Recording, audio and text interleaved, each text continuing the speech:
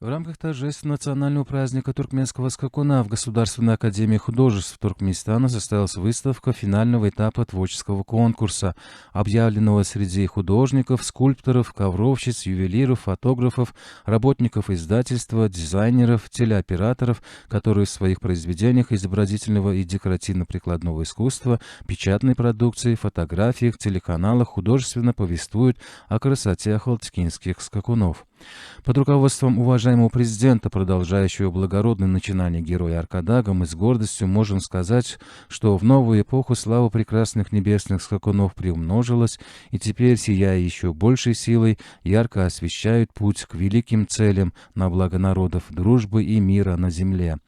Отмечалось в выступлениях. Также прозвучали слова искренней признательности герою Аркадагу и Аркадаглы-герою Сердару за предоставленные возможности для проведения такого творческого конкурса по случаю национального праздника туркменского скакуна.